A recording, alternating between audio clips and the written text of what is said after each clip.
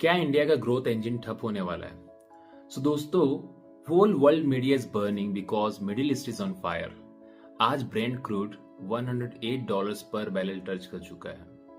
Global analyst कह रहे हैं कि अगर स्ट्रेट ऑफ हॉर्मज कंप्लीटली ब्लॉक हुआ तो इंडिया पैसिव विक्टिम बन जाएगा।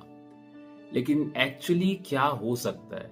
चलिए हम बात करते हैं एक ऐसी रियलिटी की जो हेडलाइंस में कहीं दबी हुई है।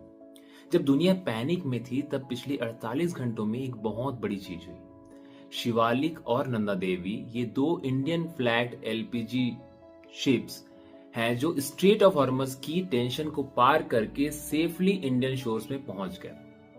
ये सिर्फ शिप्स नहीं है, ये इंडिया की डिप्लोमेटिक मसल है। डॉक्टर एस जयशंकर ने कंफर्म किया है कि हमारे ईरान के साथ स्पेशल अंडरस्टैंडिंग थोड़ी काम तो कर रही है। हम अब वो 1990 वाले इंडिया नहीं रहे जो ग्लोबल शॉक से बिल्कुल ही डर जाए। मैं आपको कुछ फैक्ट्स बताता हूं जो आपके डर को खत्म तो नहीं पर थोड़ा कम जरूर करेंगे।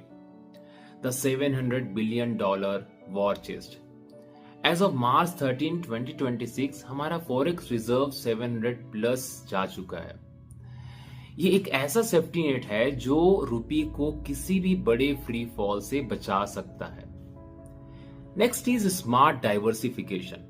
हमने एग्स को एक ही बास्केट में नहीं रखा है।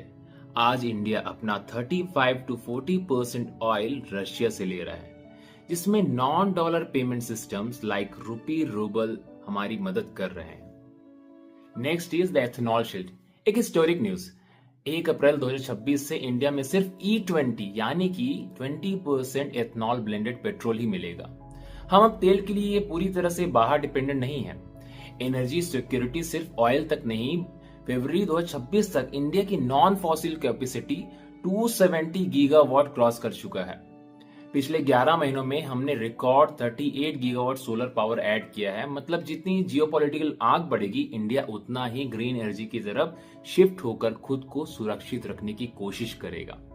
बॉटम लाइन ये है कि ग्लोबल मार्केट में टेंशन जरूर है, लेकिन इंडिया के पास एक प्रोएक्टिव इकोनॉमिक फायर ब्रिगेड तैयार है।